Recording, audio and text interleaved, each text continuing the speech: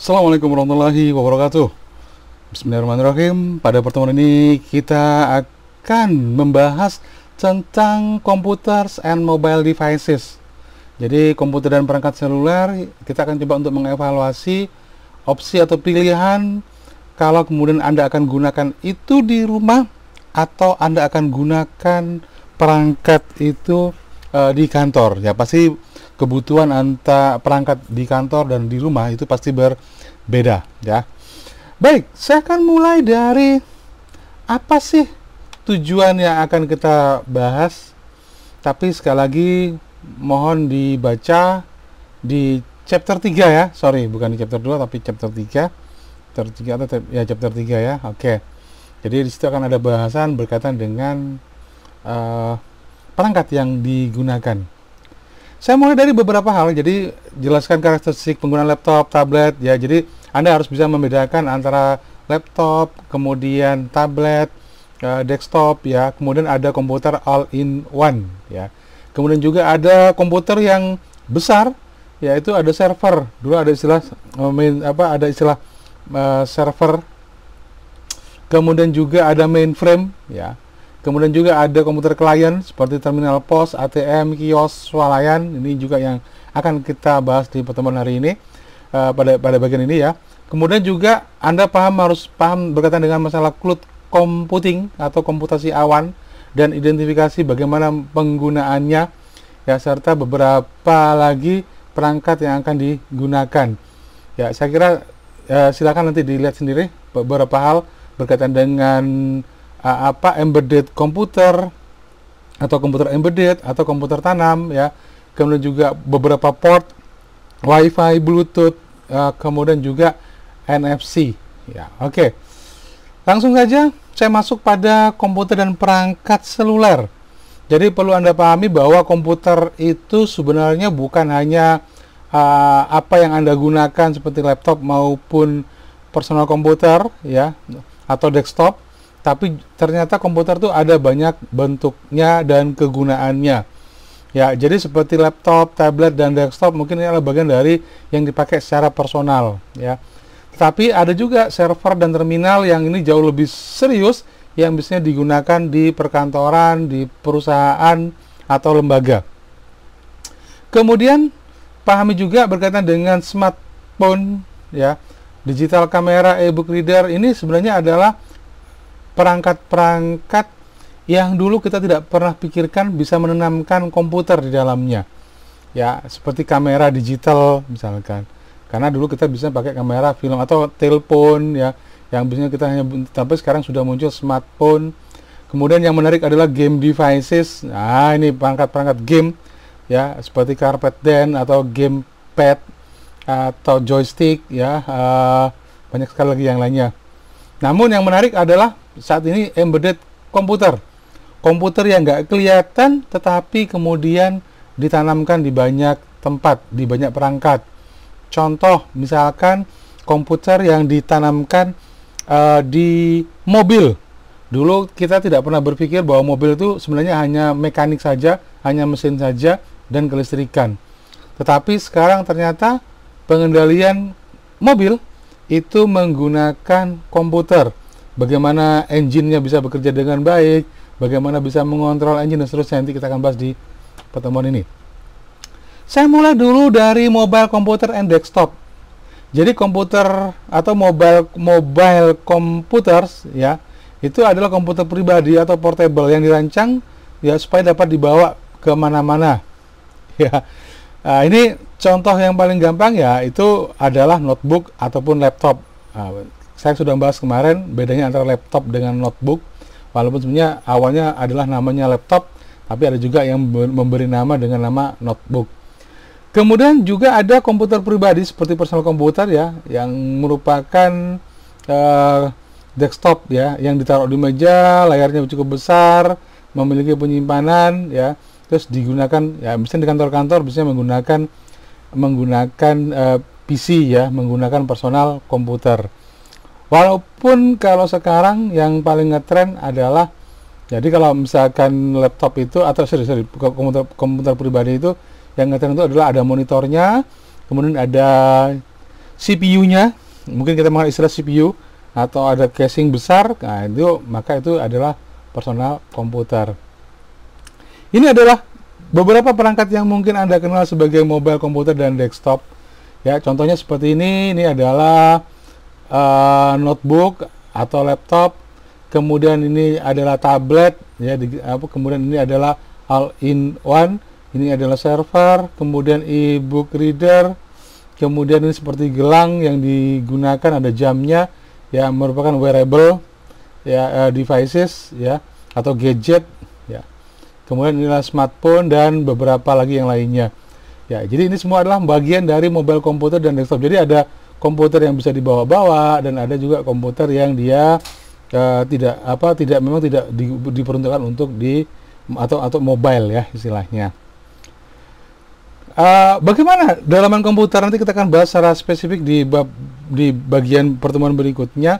Tapi yang paling penting adalah bahwa kalau komputer yang kita kenal dengan istilah desktop, ya, maka biasanya ada casingnya, ada CPU, mengenalnya istilahnya CPU, ya, walaupun CPU itu sebenarnya adalah prosesor, ya. Maka casing yang cukup besar ini, atau mini tower atau tower atau yang lainnya, maka Anda perlu tahu di dalamnya kira-kira seperti apa.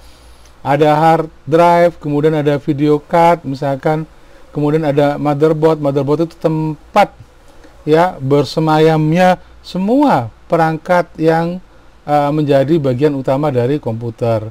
Ada power supply unit, ya, semuanya nancapnya ke ini prosesornya, ini memorinya, video cardnya, dan seterusnya.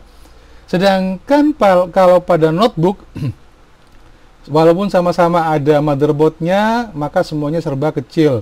Harddisknya lebih kecil, kemudian memori juga lebih ramping, ya, kemudian semua perangkatnya jauh lebih slim, ya. Sedangkan yang handphone pun sama-sama ada prosesornya, memorinya, ya, baterainya, ya, dan seterusnya, sama-sama juga ada baterainya.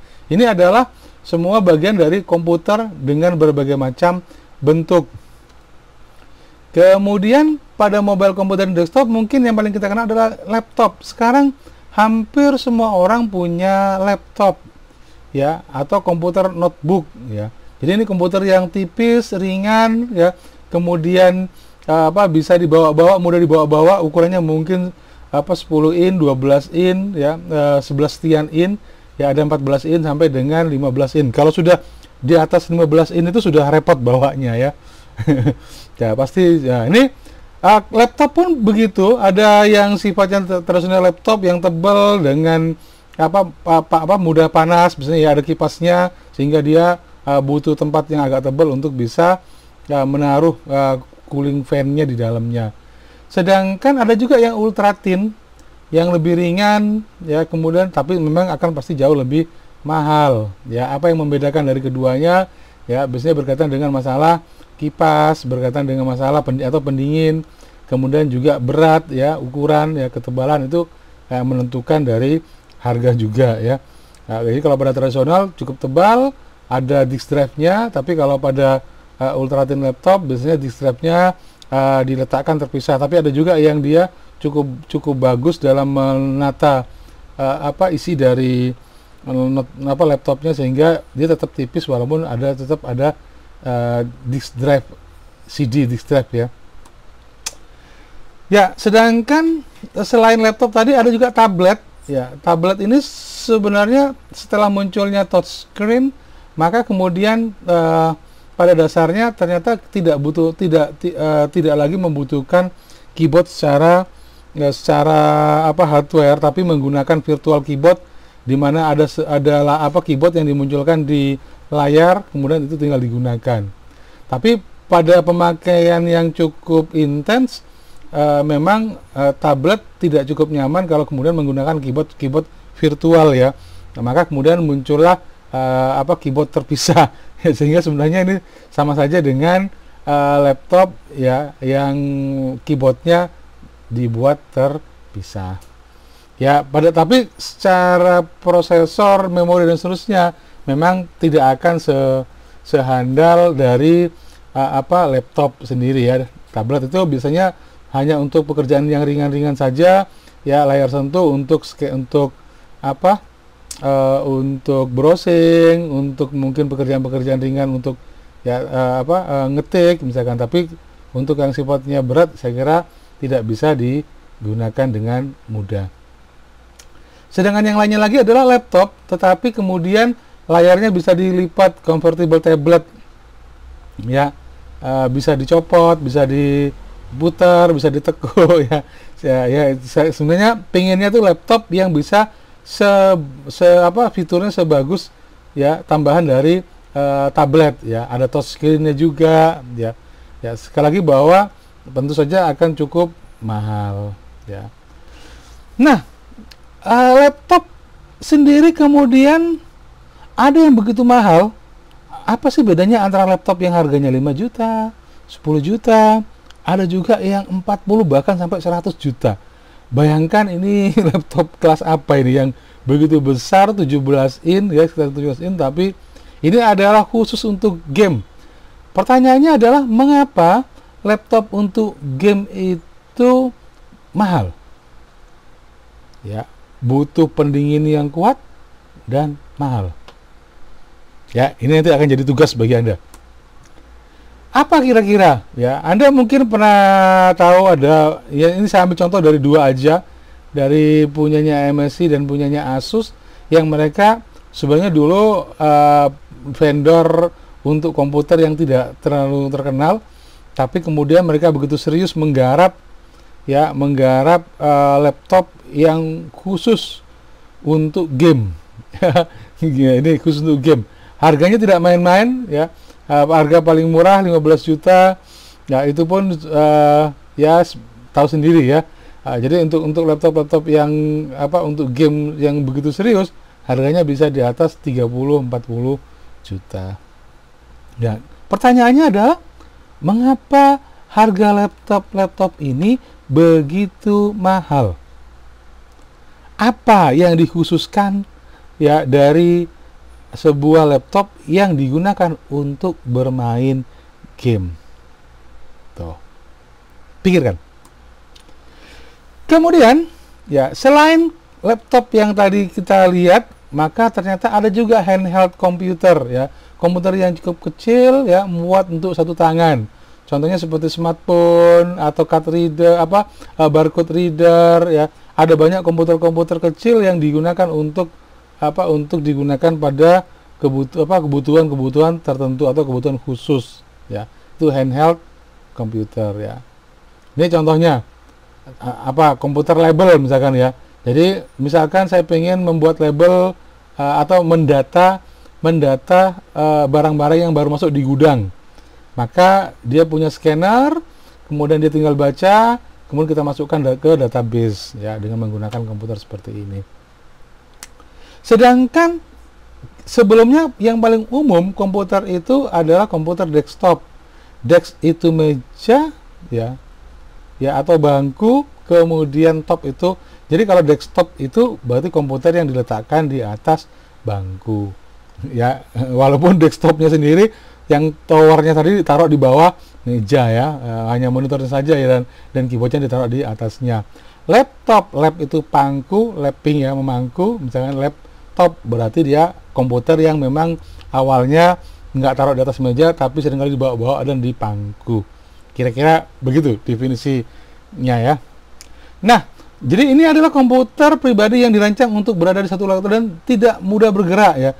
Saya nggak pernah nemu orang yang kemudian dia bawa PC atau bawa komputer desktop kemana-mana. Dia bawa CPU-nya, ya, desktop towernya digendong di belakang, terus monitornya digembol kemana-mana, enggak, ya. Karena memang targetnya adalah bahwa komputer-komputer seperti ini tidak untuk dibawa-bawa, tapi dia diletakkan di satu tempat untuk kemudian digunakan, ya. Nah, apa yang membedakan Anda harus membeli laptop atau Anda harus membeli desktop? Ya, kalau Anda misalkan untuk sebuah kantor, kira-kira perlu laptop atau desktop? Maka penting untuk dipertimbangkan. Ini juga pertanyaan penting untuk Anda. Nah, komputer desktop itu kemudian berkembang menjadi all-in-one komputer yang tadinya desktopnya terpisah, ada keyboardnya, ya, kemudian speakernya, webcamnya, ya, maka kemudian muncullah all-in-one di mana kemudian CPU-nya atau desktopnya itu jadi satu dengan monitornya, sehingga monitor tampak tebal tapi kemudian tidak kelihatan. Jadi apa sih yang membuat kemudian CPU itu begitu besar? Jadi kalau Anda tadi sempat buka yang ini, nah ini, maka sebenarnya CPU itu punya banyak rongga kosong di dalamnya, ya, punya banyak rongga kosong di dalamnya. Beda dengan laptop yang begitu mampat, ya, begitu efisien dalam penataan komponen-komponennya. Nah, tapi pertanyaannya adalah apa pertimbangan Anda memilih laptop atau desktop? Ya, apa kekurangan dan kelebihan dari all-in-one? Ya, itu kira-kira. Oke. Kemudian komputer berikutnya itu server. Ya, server adalah komputer yang didedikasikan untuk menyediakan satu layanan. Jadi, kalau kemudian ada sebuah kantor, dia perlu menyimpan data, menyimpan aplikasi yang bisa digunakan bersama-sama, digunakan untuk pelayanan, diakses oleh banyak komputer yang lainnya, maka dia butuh komputer yang disebut sebagai komputer server. Bentuknya secara hardware bisa berupa rack server, blade server, atau tower server. Pada awal mulanya, yang paling umum adalah berupa tower server seperti ini. Cuma ada server tunggal, kemudian kalau ada penambahan hard disk maka dia harus dimatikan, kemudian dimasukkan. Walaupun muncul teknologi hot plug, ya, hot plug itu menambahkan hard disk tanpa mematikan komputer, ya. Tapi kemudian muncul juga model rack server, di mana kemudian dalam satu sistem server dia bisa menggunakan beberapa server, ya. Rack server itu ada semacam kayak lemari, kemudian kalau rack server dia ada slotnya, tinggal ditancapkan saja. Nah, ini hampir sama dengan blade server juga, ya, yang menggunakan konsep di mana Anda bisa menambahkan dalam satu rangkaian itu beberapa server. Oke. Nah, apa kira-kira yang dilakukan pada dedicated server atau komputer yang khusus digunakan untuk server? Jadi pada prinsipnya adalah bahwa server itu bisa digunakan untuk menyimpan, ya, data maupun aplikasi yang akan dijalankan. Server juga bisa digunakan untuk membackup data. Jadi bayangkan, saya pernah sampaikan pada Anda di pertemuan sebelumnya, bahwa yang paling berharga dari sebuah sistem komputer sebenarnya bukan hardware-nya, tapi data dan aplikasi yang ada di dalamnya.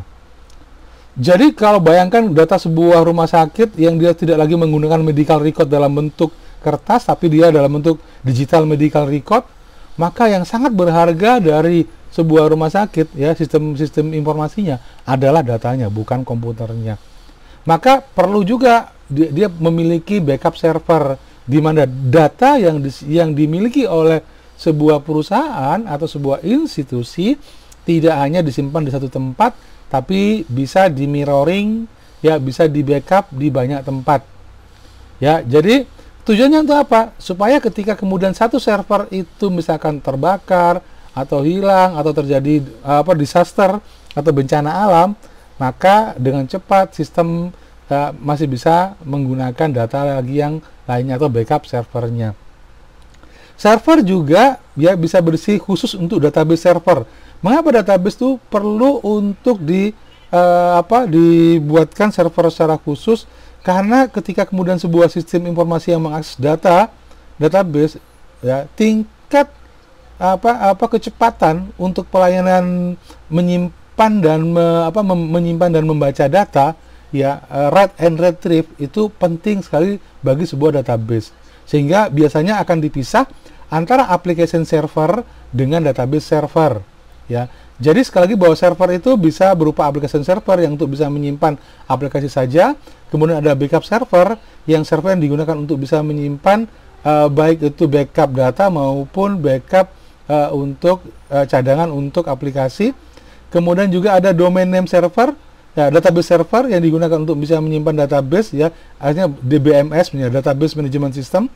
Kemudian juga ada domain name server kalau Anda punya server yang digunakan untuk connect ke internet, ya, untuk sebuah website, maka biasanya disebut sebagai domain name server, ya. Ya, semua informasi itu akan disimpan di homepage atau webpage, itu akan disimpan di domain name server ini.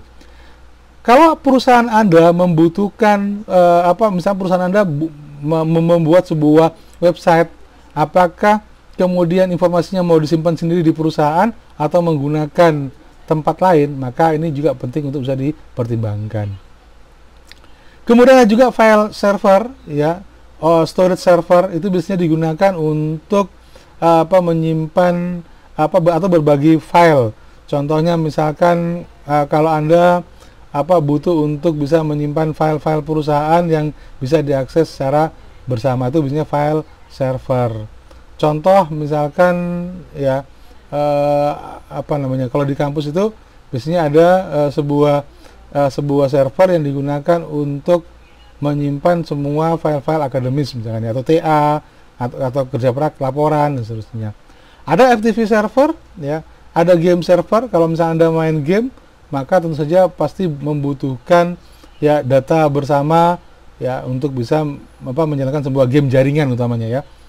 Kemudian ada home server ya, professional internet connection. Ini juga biasanya berkaitan dengan web server ya. Home server atau web server, ada list server. Jadi mail server untuk email, network server untuk jaringan traffic ya, untuk ngatur manage network traffic. Ada print server yang digunakan dulu, ada print server di mana kemudian ada satu komputer yang bisa digunakan untuk terhubung ke printer, kemudian printer tersebut bisa digunakan secara bersama-sama ya oleh banyak klien atau banyak orang. Nah, yang terakhir adalah web server untuk bisa digunakan sebagai diakses oleh browser. Nah, server itu kalau dulu pada prinsipnya bahwa server itu cuma ada satu, tapi kemudian muncullah virtualisasi, di mana kemudian bisa saja ya server itu bukan satu komputer, tapi menggunakan banyak komputer yang kemudian dijadikan satu. Ya, ini disebut sebagai virtualisasi. Ya, jadi ini berbagi atau menggunakan sumber daya komputasi seperti server dan perangkat penyimpanan lagi yang lainnya. Ya, itu mengapa kemudian seperti Google, seperti YouTube, mereka punya yang disebut sebagai server farm, di mana kemudian servernya begitu banyak, tapi kemudian dianggap sebagai satu bagian. Ya, tuh. Ini di satu lokasi ya. Ini ada softwarenya bisa digunakan, yaitu VMware atau VirtualBox ya. Jadi beberapa komputer yang yang dihubungkan ya, diatur sehingga pekerjaan itu server itu tidak lagi hanya menggunakan satu prosesor atau satu CPU, tapi menggunakan banyak komputer.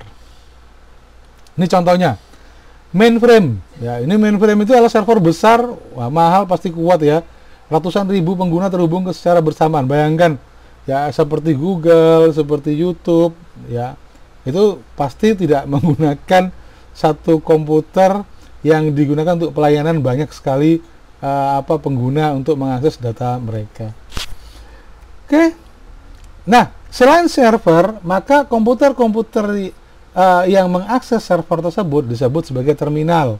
Ya, jadi komputer yang dia memproses terbatas, dia hanya untuk bisa mengambil data, menyimpannya di server, atau dia meminta atau request data dari server. Itu disebut sebagai terminal, atau bisa disebut juga sebagai komputer host ya.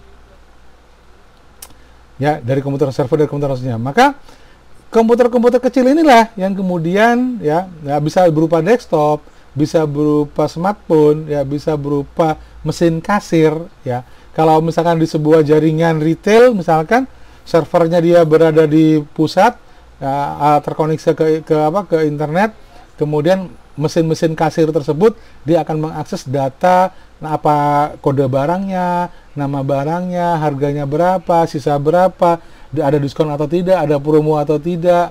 Ya, ini semua yang mengakses adalah menggunakan POS. Terminal POS. POS itu singkatan dari point of sale. Ya, jadi sebuah komputer atau sistem yang biasanya digunakan untuk penjualan. Ya. Apa perangkatnya? Ada barcode reader, ya, ada QR code, misalkan QR reader, ya, kemudian juga ada mesin kasir, ya, yang dia akan mengeluarkan uangnya sisa berapa, ya, dan transaksi lainnya. Ya, oke.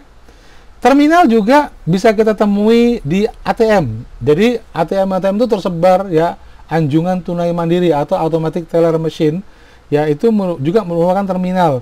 Jadi ATM-ATM tersebut merupakan terminal, ada di dalam, ada komputernya. Beberapa ATM lama itu biasanya menggunakan Windows 95 atau Windows 98 kalau nggak salah ya, yang saya pernah lihat itu dia error itu. Ya, nah maka kemudian dia terhubung ke alat ke servernya itu bisa ada di pusat ya, karena dia menggunakan entah jaringan kabel telepon ataupun menggunakan satelit. Jadi kalau ATM paling banyak dia menggunakan satelit. Biasanya kalau ATM yang ada di Indomaret atau di beberapa pojok ATM, di atasnya itu pasti ada pemancarnya, ya ada pemancar radionya, ya semacam parabola begitu, itu digunakan untuk ke satelit. Di satelit dia akan mengakses. Jadi datanya sendiri pasti berada di server pusat, ya di server dari bank tersebut. Bagaimana mereka bisa supaya mereka bisa mengupdate data yang terakhir ya. Itu mengapa kalau terjadi gangguan jaringan, maka biasanya ATM-nya jadi online. Jadi offline ya. Terminal lagi yang lainnya yang cukup menarik adalah kios. Kios ini sebenarnya sudah ada sejak tahun 90-an. Ya, ada beberapa komputer yang kemudian ditambahkan layarnya itu ditambah dengan layar sentuh. Jadi kenapa? Supaya kemudian komputer tersebut, kios ini dia memiliki aplikasi spesifik. Dia hanya sebagai alat informasi saja, misalkan untuk peta di mana, atau untuk pemesanan tiket, atau untuk layanan-layanan yang memang sudah disiapkan. Jadi self-service kios ini misalkan ada sebuah komputer, layar sentuh, kemudian Anda tinggal memilih aja menunya ya. Apa saja bisa berupa untuk transfer. Contohnya kalau misalnya di ATM sekarang kan ada ATM yang dia hanya berfungsi tidak untuk narik ataupun setor, tapi hanya berfungsi untuk transfer. Maka ini masuk pada financial kios ya. Pay bill, add minute to phone plan ya, dan seterusnya. Atau foto kios, misalkan ada di suatu tempat yang foto box itu ya, yang foto box itu Anda bisa mencetak ataupun motret ya. Atau tiket kios ya, atau tiket kios itu misalkan contohnya adalah di airport atau di kereta api, di stasiun kereta api sekarang sudah banyak ya, jadi Anda bisa mencetak sendiri tiketnya ya. Jadi Anda bisa secara online pesan lewat Indomaret atau Alfamart atau lagi yang lainnya, tapi Anda nanti tinggal kode bookingnya masukkan, maka Anda tinggal nyetak di tiket kios ini. Vending kios untuk makanan atau untuk bisa mendapatkan sesuatu ya. Dan ada visitor kios misalkan untuk bisa tiket ya, yang lainnya, atau tiket antrian misalkan. Tapi yang paling menonjol mungkin di Indomaret. Anda seringkali mungkin masuk ke Indomaret, ada di situ kalau misalnya Anda mau pesan tiket kereta api, Anda mau bayar tagihan atau Shopee ataupun Tokopedia ya, yang lainnya. Saya kira itu sekarang sudah sangat mudah untuk bisa dilakukan dengan menggunakan layanan atau istilahnya swalayan ya, atau self service kios ya. Nah, ini adalah superkomputer ya. Kalau tadi servernya itu sudah cukup besar dan punya banyak server yang digabungkan jadi satu dalam bentuk server farm, maka superkomputer itu jauh lebih gila dibandingkan dengan yang server-server kecil-kecil tadi ya. Bayangkan server ini bisa melayani ya, bisa memproses banyak ya, triliunan instruksi dalam 1 detiknya. Triliunan instruksi dalam 1 detik. Jadi penjumlahan itu 1 instruksi ya. Penjumlahan, pengurangan itu 1 instruksi. Nah, kalau kemudian superkomputer, mengapa butuh cepat sekali? Karena ada banyak sekali komputasi atau perhitungan, contohnya adalah desain pesawat terbang. Maka bagaimana bisa menghitung tingkat kekuatan dan seterusnya, butuh berbagai macam instruksi atau komputasi yang cukup berat. Maka membutuhkan superkomputer. Nggak usah jauh-jauh, misalkan kalau Anda bikin film, merender animasi, itu butuh prosesor juga yang cukup besar. Nah, maka kalau pakai superkomputer ya ini jauh lebih cepat lagi ya prosesnya. Baik, ini yang sedang ngetren dalam berapa tahun ya? Mungkin saya tahu 5-7 tahun ini, yaitu komputasi awan yang mencoba untuk diperkenalkan pada banyak lingkungan ya. Jadi bagaimana ceritanya? Jadi sebenarnya prinsipnya begini sebenarnya.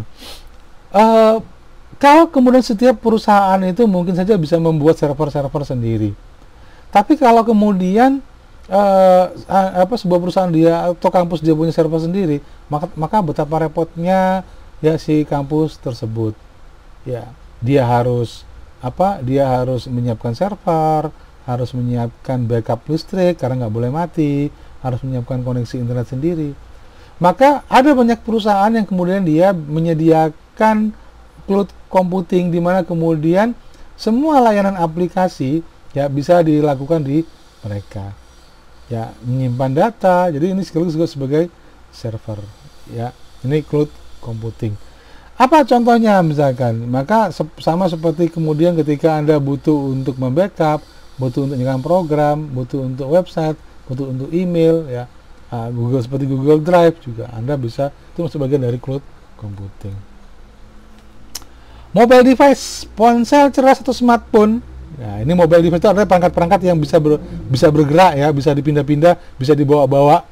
Maka ponsel itu merupakan bagian dari, kalau dulu mungkin handphone itu hanya untuk alat komunikasi, telepon, SMS saja, maka sekarang handphone itu jauh lebih cerdas dibandingkan dengan komputer.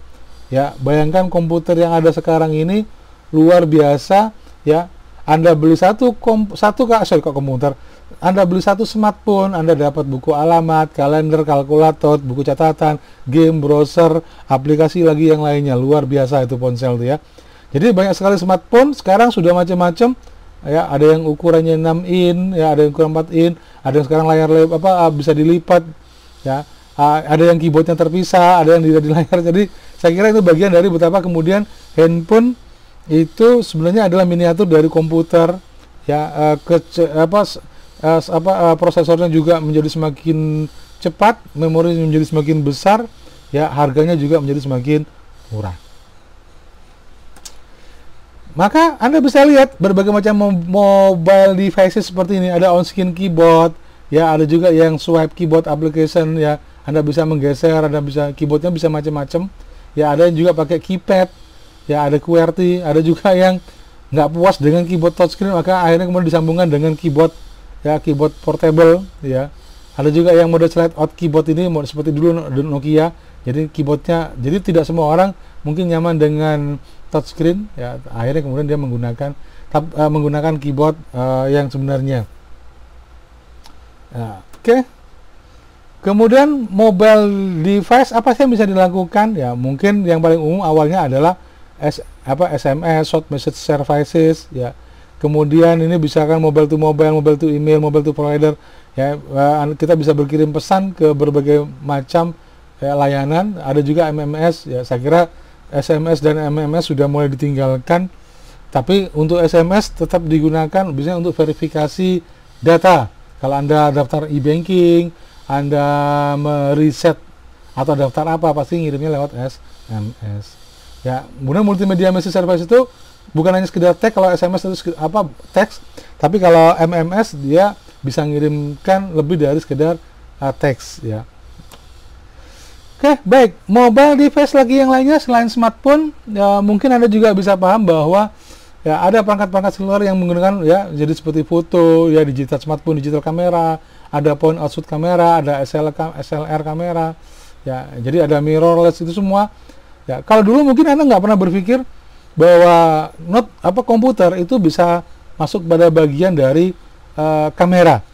Contoh adalah kamera yang bisa mendeteksi apakah objeknya sudah tersenyum atau tidak. Itu adalah bagian dari image processing, pengolahan citra digital.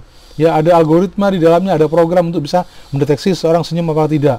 Dia bisa mendeteksi mana wajah, dia bisa mendeteksi mana bibir, ya, mana mata, dan seterusnya. Itu bagaimana komputer kemudian ditanamkan pada sebuah dunia fotografi.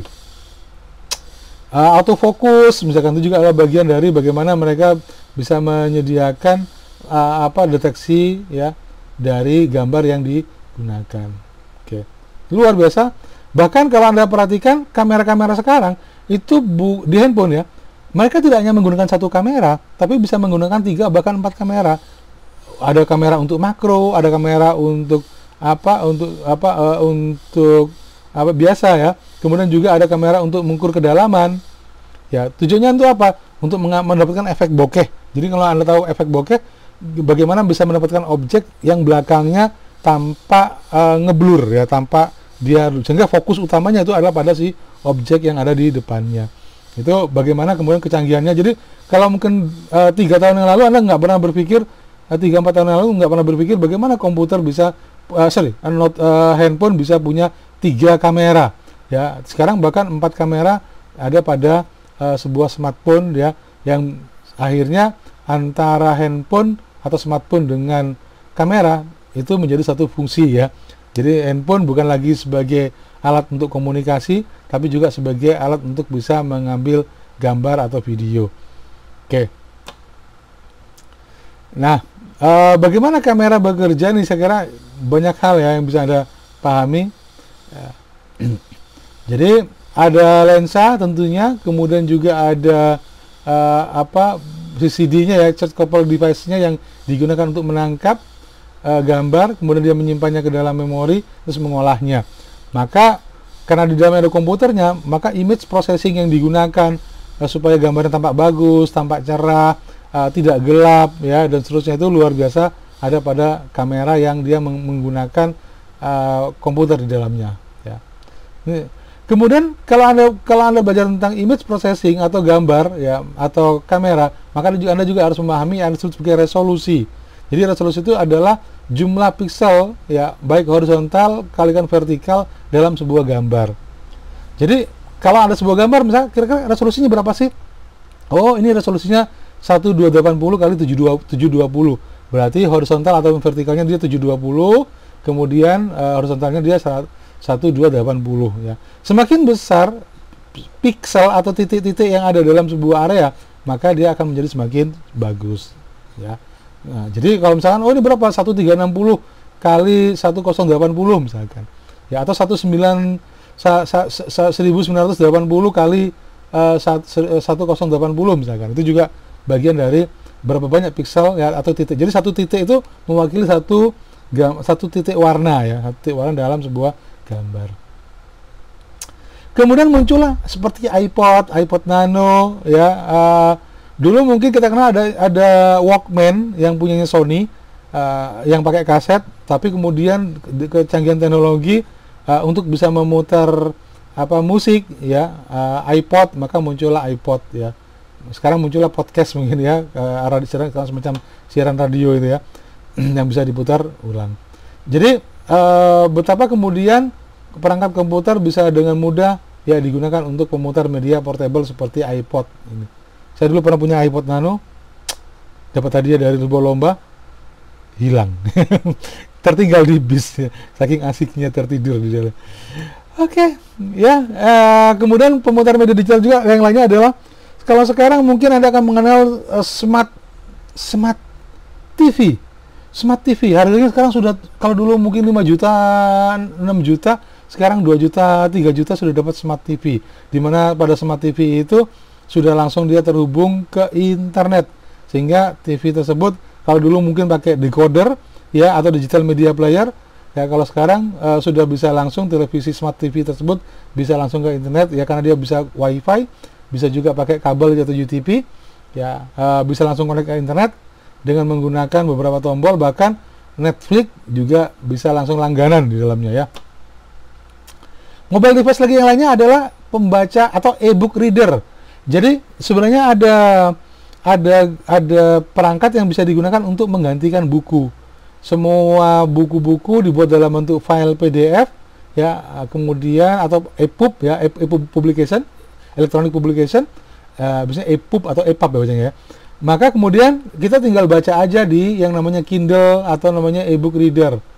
Ya, tetap baterainya cukup bagus lah, cukup lama, kemudian juga kecerahannya bisa diatur ya, sehingga kemudian itu mudah dibawa juga dan bisa menyimpan banyak buku, sehingga ini bisa digunakan untuk menggantikan buku. Cuman memang masih cukup mahal ya, masih terbatas juga ya, tidak e-book yang versi Indonesia mungkin masih juga terbatas, dan orang kita masih belum terbiasa, mungkin masih lebih nyaman membaca lewat membaca buku di kertas ya. Walaupun di luar negeri karena kesadaran untuk lingkungan, untuk tidak menebang pohon ya, dan seterusnya, maka kemudian banyak sekali buku-buku dibuat dalam bentuk file yang bisa dibaca dengan menggunakan e-book reader seperti ini. Oke, yang lainnya lagi adalah wearable ya, perangkat yang dapat digunakan ya, wearable. Jadi seperti semacam apa? Macam-macam sih, bisa smartwatch. Kalau tadi ada smartphone, maka ada smartwatch ya. Contoh smartwatch. Saya punya juga smartwatch. Ya, ini Mi Band 5. Mi Band 5 yang di dalamnya bisa digunakan untuk langkah kaki, untuk melihat beat jantung ya, dan seterusnya. Ya, ini adalah bagian dari tracker communicate ya, with health fitness misalkan. Kemudian juga ada yang digunakan untuk sebagai kamera, macam-macam sih fungsinya, tapi intinya adalah bahwa perangkat komputer itu sekarang bisa ditemukan pada banyak hal ya, entah di kulkas, kalau ini kan wearable artinya dipakai ya, entah itu kemudian di jam tangan atau di kacamata ya, seperti Google Glass ya, yang digunakan untuk virtual reality. Namun yang mungkin cukup menantang adalah game devices nih ya, yang kemudian komputer yang tadinya mungkin hanya sebagai alat elektronik saja untuk game-game tersebut seperti Nintendo, tapi kemudian komputer digunakan untuk menjadi bagian utama dari perangkat game. Apa contohnya? Seperti PS, PS2 ya, bahkan ya PS3, PS4 sekarang ya. Itu bahkan sudah seperti sebuah CPU besar ya, yang membutuhkan untuk saya nggak tahu juga apakah itu akan tetap ada ya, karena apa? Karena sekarang notebook atau laptop yang khusus untuk game itu jauh lebih powerful dibandingkan dengan yang game-game khusus seperti tadi itu ya. Oke, ada banyak hal, joystick ya, carpet den, atau juga kamera sensor ya, yang dipakai di Wii itu ya, itu juga adalah bagian dari sehingga kemudian perangkat untuk game itu bisa berbagai macam tergantung dari, bahkan sekarang kalau Anda perhatikan yang lagi ngetren adalah augmented reality dan virtual reality. Mungkin virtual reality ada semacam kacamata yang digunakan untuk bisa bermain game zombie ya, atau bermain game petualangan ya, itu juga cukup seru. Ini contohnya mungkin gamepad ya, joystick ya, kemudian juga ada pada kalau Anda mau main game untuk yang semacam racing, ini adalah dance pad atau carpet den. Saya mengenai sebagai carpet den yang biasanya dipakai untuk berlatih dance ya. Ya agak susah juga kalau ini ya, mungkin kalau di mall-mall mungkin ada sering kali, atau di time zone dan seterusnya itu Anda sering kali lihat alatnya nyala, tapi bisa juga di rumah. Atau motion sensing game controller ya, bisa main tenis dengan menggunakan alat seperti ini. Atau balance board, Anda soal bisa bermain boarding ya, skateboard atau yang lainnya.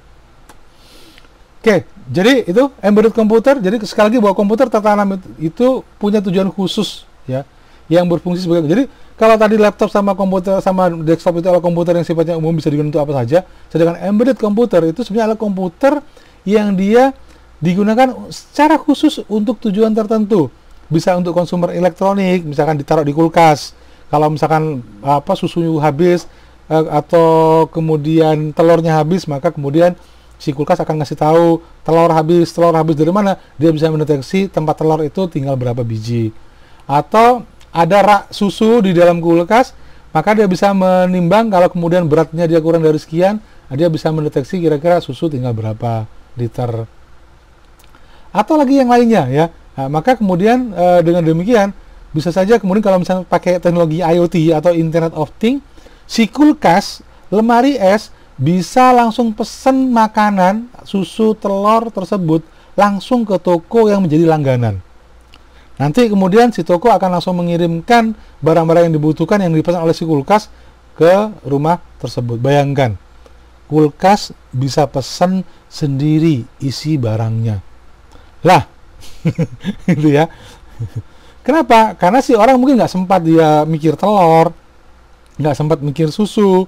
Ya, dua ini kan kalau di barat merupakan kebutuhan utama sebuah rumah tangga ya. Karena biasanya susu dipakai untuk sarapan ya, sama scramble egg misalkan ya, pagi-pagi dia sarapan pakai telur, sehingga kebutuhan konsumsi susu dan telur itu begitu tinggi, sehingga diperlukan sebuah kulkas yang bisa mendeteksi stok barang ya, dan bisa memesan secara, atau home automation devices ya. Home automation devices misalkan contohnya adalah ketika kemudian pagi-pagi ya jendela terbuka otomatis ya, hari cerah, atau ketika hujan misalkan, maka kemudian penutup halaman jemuran itu akan tertutup secara otomatis, ya, lampu menyala secara otomatis ketika sore hari, ya, itu merupakan konsep dari smart home, ya.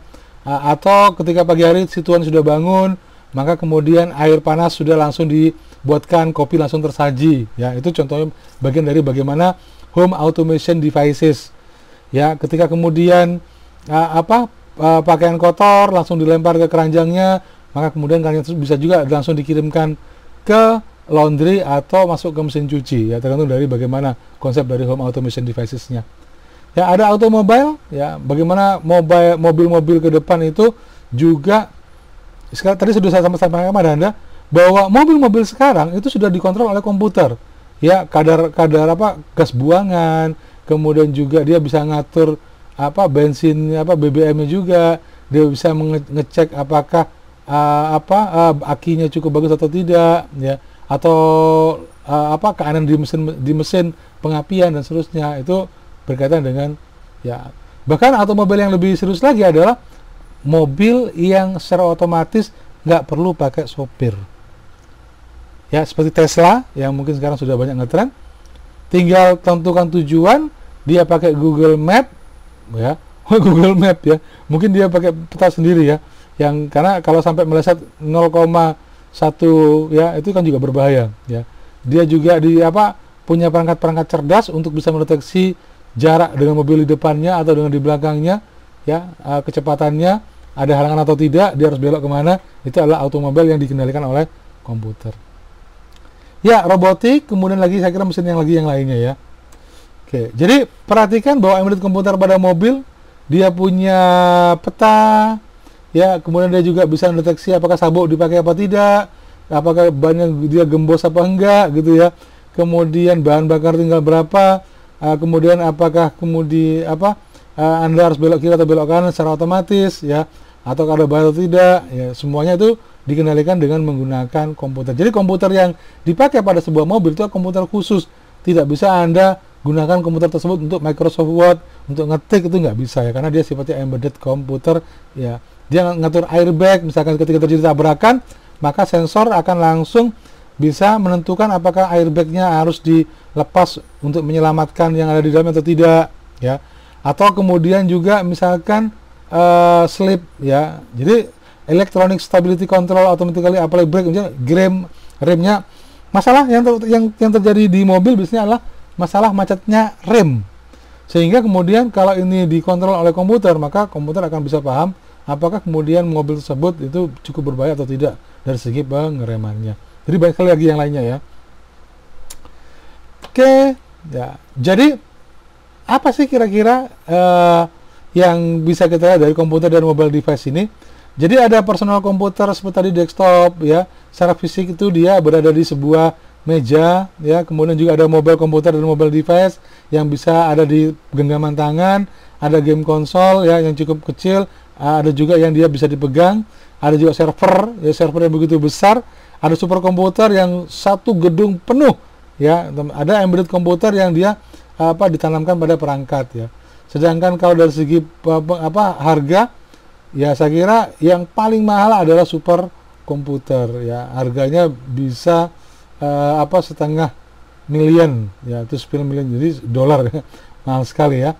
Jadi kalau misalnya notebook tadi, ya, paling harganya 10 sampai dengan 20-30 juta, tapi kalau kemudian itu server, ya, ataupun superkomputer, harganya bisa jutaan dolar, ya, jutaan bahkan triliunan, ya, million to several billion dollar, ya, million, juta sampai dengan miliar dolar, ya, sampai triliunan, ya. Oke, baik. Komputer pasti juga terhubung dengan perangkat lagi yang lainnya. Maka bagaimana menghubungkan komputer dengan perangkat yang ada di luar komputer? Contoh, misalkan komputer terhubung dengan perangkat flash disk, maka ada USB port tentunya. Maka kita paham bahwa ada USB port yang paling umum digunakan, ya. Ada port smartphone, ya, dan seterusnya. Maka port-port itu adalah perangkat atau bagian yang digunakan untuk menghubungkan satu perangkat dengan perangkat yang lainnya untuk pertukaran data. Nah, ini kita bisa lihat ada banyak sekali model port, dulu kalau di komputer itu kita menggunakan PS2 keyboard seperti ini, modelnya bundar. Sekarang saya sudah tidak lagi menemukan. Kenapa? Karena kebanyakan keyboard yang pakai kabel dia menggunakan model USB port seperti ini. Ada Ethernet port ya, yang bisa digunakan untuk jaringan komputer ataupun juga Ethernet port untuk biasanya telepon ya. Kemudian ini adalah untuk serial port untuk printer ataupun untuk komunikasi modem dulu. Ini ada VGA untuk ke layar monitor ya. Kemudian ada printer juga. Dulu printer itu kabelnya besar ya, LPT1 seperti ini ya, printer port ya. Kemudian ada untuk speaker, ada untuk line in ya, ada mikrofon, dan ini ada gamepad joystick. Ini adalah port-port untuk komputer lama ya, di komputer. Sedangkan kemudian yang baru maka muncullah ya, tutup lama juga ada SCSI. SCSI ini untuk semacam kayak hard disk ya, luar ya. Ini adalah port-port yang ada sound card sendiri, ada stereo, ada macam-macam. Tapi intinya sekarang mungkin kita banyak fokus pada HDMI, USB ya. Mungkin dua ini yang menjadi port-port penting di sebuah notebook ya. Cuman ada HDMI, kemudian USB ya. USB pun bisa untuk macam-macam ya, bisa untuk storage, bisa untuk mouse, bisa untuk Nah, maka port-port yang bisa kita kenal ini tadi ya, ada display port ya, yang tadi saya bilang sebagai ada mini USB, ada mini HDMI ya, ada DVI. DVI saya nggak tahu juga, dulu sempat terkenal juga, tapi DVI di beberapa komputer mungkin ada ya. Tapi yang paling mungkin adalah HDMI, ada headphone, lightning ya, ada mikrofon, ada micro USB, ada mini display port ya. Saya kira tergantung dari jenis komputernya juga ya. Oke, baik, USB pun ada macam-macam ya, saya kira ya. Ini tapi yang paling umum memang adalah USB, universal serial bus ya, atau universal serial bus. Ini port ini yang paling umum. Kenapa? Karena dengan port inilah perangkat apapun, entah itu mouse, keyboard, atau wifi, atau perangkat-perangkat lagi yang lainnya, Bluetooth, USB, itu bisa mancap di USB. Oke, port dan connection ya, docking juga ada wireless keyboard ya, stylus, USB port ya, semuanya dia pakai USB.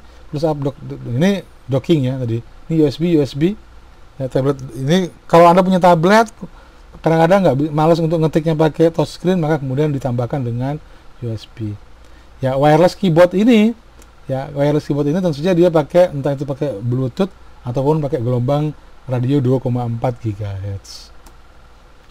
Ya, maka selain pakai port tadi, koneksi ke komputer atau seluler ataupun perangkat-perangkat yang berkaitan dengan komunikasi itu bisa juga wireless atau nirkabel atau tanpa kabel. Bisa pakai Bluetooth, cuman kalau Bluetooth itu cuman satu perangkat ke perangkat lagi yang lainnya. Tidak bisa satu perangkat ke banyak perangkat. Tapi kalau untuk WiFi, maka satu perangkat bisa terhubung ke banyak perangkat ya.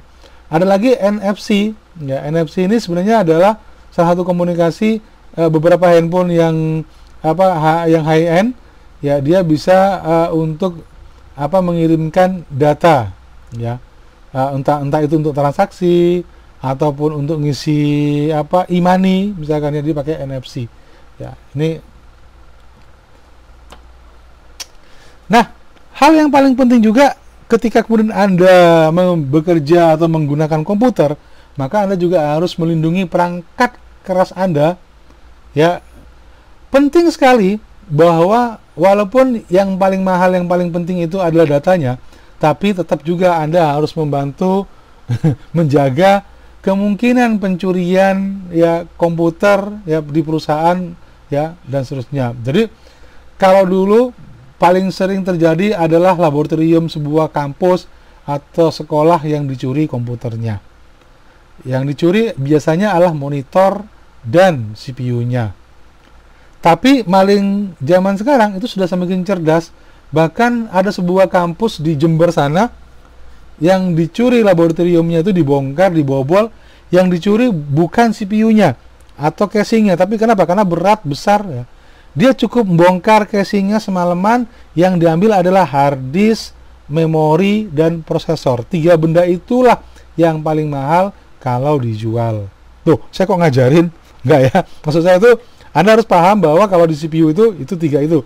Nggak ada orang nyuri keyboard, nyuri mouse, itu kerjaan maling receh itu ya. Nah, tetapi karena hard disk itu yang paling penting kalau dalam sebuah perusahaan ya, atau memori juga atau prosesornya, maka tentu saja bahwa Anda harus membatasi akses ya, supaya jangan sampai itu ya mungkin labnya dikasih kerangkeng atau komputernya itu diikat di mejanya. Berkaitan dengan pencurian secara hardware atau maling hardware, maka penting sekali kemudian untuk bisa kontrol akses fisik. Ya, tadi tuh ada alarmnya, ya, ada perangkat keamanan fisiknya. Contoh nih, dulu waktu 5 tahun yang lalu, waktu awal-awalnya banyak kafe berdiri, maka banyak orang yang hangout di kafe atau di beberapa tempat di pinggir jalan, dia nyalain komputer, browsing dan seterusnya di free wifi. Ternyata kasus yang paling banyak terjadi adalah ada orang datang, dia langsung mengambil notebooknya, bawa lari pakai motor. Bayangkan, itu adalah pencurian fisik, pencurian komputer di depan mata. Si orang yang punya komputer yang duduk di kafe tadi, dia bengong karena apa? Karena dia nggak menyangka ada orang yang dia mendekati, ngambil notebook mahalnya, ya, terutama yang ada gambar apel kegigit itu, kemudian dibawa lari. Ya, itu terjadi beberapa kali di beberapa kafe di Surabaya, ya. Ini berbahayanya. Sehingga kemudian harusnya bagaimana kalau Anda di kafe? Ya, kadang-kadang Anda mungkin juga mampir di kafe, kadang-kadang Anda butuh juga untuk ke kamar mandi, maka tidak ada cara lain, Anda harus menggunakan semacam baja pengikat. Jadi ada tali pengikat baja yang memang ada cantelannya di notebook, Anda ikatkan di meja, ya. Tujuannya supaya kemudian tidak sampai diambil, ya, dirampas atau dibawa lari oleh orang, ya. Mungkin sama kasusnya sama seperti pameran handphone yang ada di mall-mall. Handphonenya kalau misalnya dia ditarik dibawa lari, maka alarmnya akan berbunyi, ya, atau dia tidak bisa dibawa karena dia ada strip bajanya. Ya, melindungi hardware sangat penting, tapi melindungi data jauh lebih penting lagi. Jadi jangan sampai kemudian data Anda dicuri oleh orang lain, sehingga kemudian notebook itu atau laptop Anda perlu untuk login, perlu juga untuk bisa kalau orang mau pakai, dia harus masukkan passwordnya, ya, termasuk juga handphone Anda, ya, karena kita nggak pernah tahu barang Anda tertinggal, tergeletak, kemudian data-data Anda akan diakses, bahkan e-banking Anda akan diakses oleh orang, sehingga handphone sekarang bukan hanya sekedar untuk alat komunikasi, tapi juga alat untuk transaksi pembayaran. Bayangkan kalau kemudian e-banking Anda atau mobile banking Anda dibobol gara-gara handphone Anda ketinggalan dan tidak di-password. Itu luar biasa. Apalagi passwordnya dicatat di catatan di komputer di handphone Anda, dan orang bisa baca kira-kira apa passwordnya. Ya, kelemahan orang kita karena dia nggak takut lupa, maka biasanya PIN atau password atau username itu disimpan di catatan. Dan itu bisa ditebak, akhirnya bisa digunakan oleh orang yang menemukan handphone yang handphonenya tidak di password, ya. Nah, melindungi perangkat keras juga bukan hanya dari pencurian, tapi juga dari kerusakan. Komputer yang paling sering rusak itu karena apa sih? Kelemahan dari komputer atau desktop adalah utamanya adalah pada tegangan listrik. Kalau tegangan listriknya tidak stabil, maka komputer paling sering rusak. Kalau Anda punya desktop, ya, kemudian listriknya nggak stabil, maka yang paling rusak pertama kali itu adalah power supply unit, PSU, power supply unit. Ini, ya, seperti yang di kanan itu ada power supply unit. Di sebuah perusahaan yang tegangannya tidak stabil dan PLN sering mati, lampunya listriknya sering mati, maka yang paling sering kali jebol itu adalah ini. Jadi pengalaman saya di sebuah tempat, ya, atau di lab komputer sendiri, ketika kemudian listriknya nggak stabil, seringkali mati ketika komputer sedang menyala, maka yang seringkali mati atau gosong, ya, adalah power supply unit seperti ini. Biasanya cara untuk, atau juga karena pakai genset itu juga berbahaya kalau kemudian gensetnya tidak cukup bagus, ya, naik turun. Biasanya cara mengamankannya, ya, tidak hanya sekedar Anda menggunakan port seperti ini, tapi biasanya menggunakan, ya, semacam stabilizer ya penting untuk memiliki stabilizer. Tidak boleh hanya sekedar dicolokkan ke listrik PLN, karena kalau listrik PLN tidak stabil maka itu akan merusak dari komputer. Umumnya yang paling bisa dimanfaatkan adalah pakai UPS atau interruptible power supply ya. Jadi ini sebenarnya adalah semacam baterai ya, semacam baterai yang bisa menyimpan listrik untuk sekian, ya tergantung dari kapasitasnya ya, untuk sekian jam ya, paling 30 menitan ya. Tujuannya untuk apa? Supaya ketika listrik PLN dia mati, blackout, maka kemudian komputer masih bisa dimatikan secara normal atau di shutdown secara normal. Nah, sehingga jangan sampai ketika komputer sedang lagi kerja, kemudian sedang merekam data di hard disk, tiba-tiba kemudian komputernya mati. Itu yang paling sering merusak hard disk. Jadi hard disk di desktop dulu paling sering rusak itu karena listrik mati dengan tiba-tiba. Ya. Nah, maka dibutuhkan interruptible power supply ini. Ini pun sebenarnya tidak cukup bertahan lama, ya. Maka kemudian ke setengah jam atau kalau server 1 jam misalkan, kemudian di shutdown ya. Tapi minimal bisa digunakan untuk apa? Untuk cadangan data supaya ketika Anda mengetik tidak tiba-tiba hilang ketikanya gara-gara listriknya mati atau listriknya padam. UPS ya, UPS pun sama seperti baterai-baterai lagi yang lainnya, dia akan bisa bertahan mungkin 2-3 tahun ya, maka dia akan berkurang atau performansinya akan menurun. Oke. Lagi itu mengapa kemudian penting sekali antara Anda milih desktop dengan milih laptop. Maka kalau laptop itu Anda tidak perlu butuh ini. Kalau desktop maka Anda tetap butuh UPS ya, supaya jangan sampai rusak kalau listrik Anda tiba-tiba padam ya. Tapi kalau laptop karena dia pakai baterai, maka itu anggap itu seperti UPS juga ya. Itu enaknya laptop. Tapi pertanyaannya sekali lagi adalah, apa pertimbangan Anda antara memilih laptop dengan memilih desktop? Ya. Oke, masalah kesehatan. Nah, ini bagian terakhir. Jadi, setelah adanya teknologi seperti komputer, gadget, smartphone, ya, lagi yang lainnya, maka ada beberapa penyakit yang disebabkan oleh teknologi. Yang pertama adalah RSI atau repetitive strain injury. Jadi, karena kita seringkali menggunakan jempol berulang-ulang, atau kita seringkali menggunakan komputer untuk main game berulang-ulang, ngetik misalkan berulang-ulang pada posisi yang sama ya apa aja, maka yang paling muncul adalah adanya cedera pada tempat yang seringkali melakukan perulangan tersebut. Ya, ada bisa gangguan otot, ya bisa gangguan saraf, tendon, ligamen sampai pada persendian. Jadi penyakitnya orang masa kini karena dia seringkali menggunakan jempol untuk ngetik cepat, ya untuk terlalu sering, maka kemudian akhirnya jempol cedera pada otot jempol ataupun pada persendiannya. Kalau pada gamer pun begitu, karena dia terlalu bernafsu main game, ya seringkali dia begitu cepat, dia harus, maka kemudian yang terjadi adalah pada pergelangan tangan ya.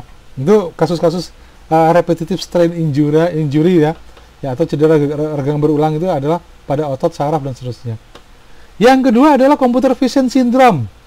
Karena terlalu sering menatap layar komputer ataupun layar smartphone ataupun layar gadget, maka akhirnya kemudian fungsi mata menjadi berkurang.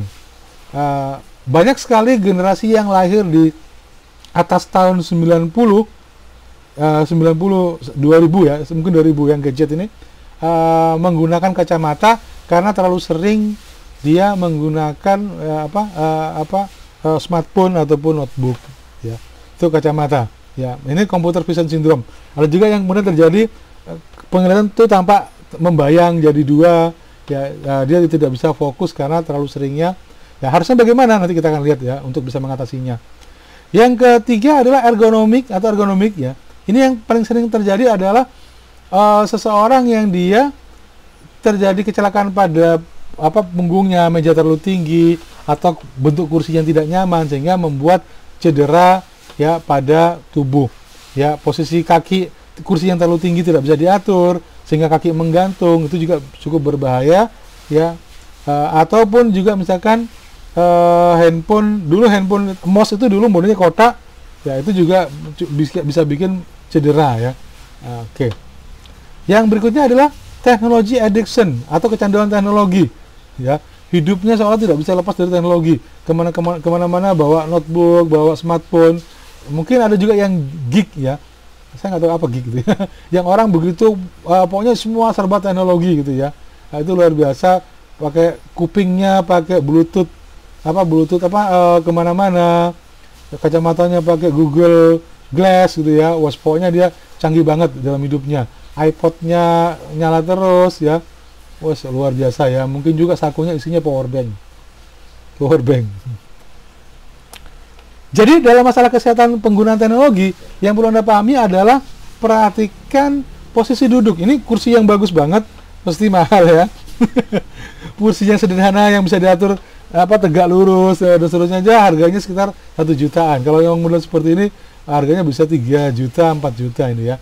Tapi prinsipnya adalah yang saya ingin tekankan pada Anda adalah posisi mata dan layar, yaitu kira-kira berapa derajat, sehingga terus jaraknya berapa, sehingga kemudian itu membuat posisi duduk menjadi nyaman, tulang punggung juga tidak membuat bengkok, tidak membuat cedera tangan, ya, karena posisi tangan juga jadi lebih, kemudian kaki juga tidak menggantung, ya, dia tidak terlalu juga ditekuk, ya. Ini adalah bagian dari betapa kemudian dalam konteks ergonomi perangkat yang digunakan, baik itu kursi, meja, itu bisa diatur yang membuat setiap orang, karena ingat setiap orang pasti punya tinggi badan yang berbeda, ya, posisi panjang tangan yang berbeda, sehingga kursi dan meja itu seharusnya bisa diatur ya, supaya kemudian membuat orang nyaman dan tidak cedera.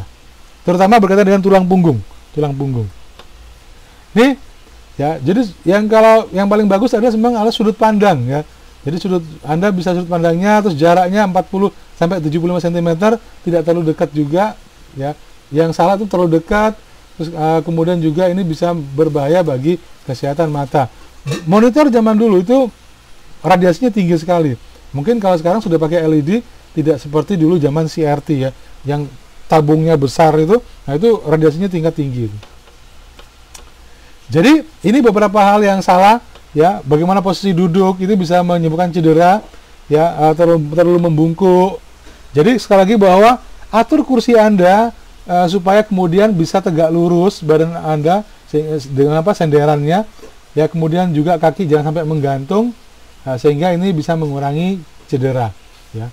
Kalau itu harus berduduk, maka duduklah, jangan bertopang pada satu kaki, berdiri ya, jangan bertopang pada satu kaki, tapi sebaiknya Anda tegak lurus dengan dua kaki lurus ya. Oke, banyak hal yang berkaitan dengan common symptom of computer vision syndrome tadi. Jadi kadang-kadang kalau orang yang dia itu mengalami computer vision syndrome, mata berair, kemudian mungkin mata terasa kering, ya, kemudian juga mata merah, kemudian terasa terbakar, itu adalah bagian dari computer vision syndrome ya. Sedangkan sindrom lagi yang lainnya adalah kalau cara duduk Anda tidak bagus, maka yang terjadi adalah bisa saja misalnya pegal pada leher, membuat sakit kepala, bahkan juga membuat sakit tulang belakang ya, double vision ya, pandangan menjadi kabur ya, bahkan pada tingkat tertentu meningkatkan mata minus ya, karena terlalu sering menatap. Jadi bagusnya memang kalau daerah area kerja itu di depannya ada jendela. Jadi seperti di tempat area kerja saya ini, depan saya itu adalah jendela, isinya taman, sehingga kalau saya bosan lihat ke monitor, saya bisa lihat ke taman di depan komputer saya. Ya, itu ideal sekali ini ya. Tapi kalau depannya tidak ada, maka Anda bisa ambil gambar-gambar yang warna hijau, ada gambar taman, ada gambar pemandangan, pohon-pohon yang warna hijau, itu digunakan supaya mata kita menjadi jauh lebih rileks ya, dengan warna-warna yang jauh lebih dingin. Oke. Computer vision syndrome ini ya tadi, penglihatan menjadi ganda, mata menjadi buram, nyeri kepala, ya, iritasi mata. Ini adalah bagian dari gejala penderita CVS ya, computer vision syndrome. Hindari ya. Jadi Anda mahasiswa informatika harus paham bagaimana menjaga kesehatan karena adanya teknologi. Jadi jangan sampai teknologi bisa mengganggu kesehatan Anda.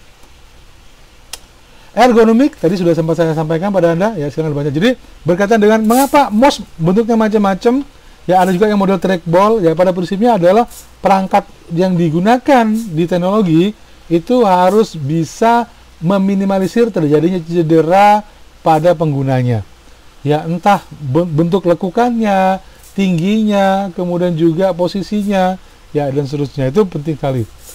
Saran saya, kalau Anda mau membeli laptop, jangan gunakan laptop di bawah 11 in untuk pekerjaan sehari-hari, kecuali kalau itu digunakan ya di bawah 12 in untuk pekerjaan sehari-hari, kecuali kalau itu digunakan untuk mobile. Anda harus bekerja kemana sesekali gitu. Tapi kalau yang digunakan setiap hari 3-4 jam, maka bagusnya Anda menggunakan laptop di atas 14 in. Tujuannya untuk apa? Supaya mata Anda bisa mendapatkan objek yang jauh lebih besar. Ya, kalau di rumah mungkin harus di atas 15 in. Syukur-syukur Anda beli all-in-one yang 19 in ya. Supaya kemudian sayangi mata Anda ya dengan menggunakan layar yang lebih lebar ya. Teknologi addiction, jadi ada banyak orang-orang yang dia tidak bisa hidup tanpa teknologi. Ya, coba sekali aja listrik mati, tidak terkoneksi ke wifi, maka kemudian pusing kepalanya ya. Padahal hidup ini indah, kita bisa bekerja di taman, kita bisa bermain di taman, bisa melakukan hal yang lainnya selain hanya sekedar tergantung pada teknologi seperti internet, laptop ya, maupun gadget. Jadi penting sekali, apakah Anda sudah termasuk pada edik ya atau kecanduan teknologi? Kalau iya, maka pikirkan bahwa teknologi itu adalah alat bantu saja, jangan sampai kemudian itu mengikat, membatasi Anda untuk bisa hidup secara normal. Ya, ini contohnya. Ya, ketika Anda berdua dengan keluarga atau Anda makan bareng dengan keluarga, maka masing-masing sibuk dengan komputernya. Anda bermain dengan teman Anda, maka Anda sibuk dengan gadget Anda. Anda mau makan, ya, maka Anda sibuk dengan gadget Anda. Maka letakkan kapan Anda menggunakannya, kapan Anda harus istirahat dari teknologi. Ya, karena hidup kita itu ya harusnya tidak boleh diperbudak oleh teknologi, justru harusnya teknologi yang kita perbudak untuk membantu pekerjaan kita. Jadi secara ringkasan ada banyak hal yang sudah kita tadi bahas, yaitu berkaitan dengan apa bedanya antara laptop, tablet, desktop, smartphone ya, kamera digital dan portable player ya, kemudian juga server, komputer server, terminal, ATM, kios dan seterusnya, port dan connection. Tapi yang paling penting lagi adalah berkaitan dengan masalah menjaga kesehatan dari adanya teknologi sekali lagi. Ya, ini menjadi sangat penting, bahasan yang sangat penting, bahwa teknologi selain punya dampak positif juga punya dampak negatif jika kita tidak bisa mengendalikan diri kita sendiri. Baik, terima kasih. Pertanyaan dan jawaban nanti akan kita bahas di grup ya secara khusus. Assalamualaikum warahmatullahi wabarakatuh. Tepuk tangan untuk Anda semua.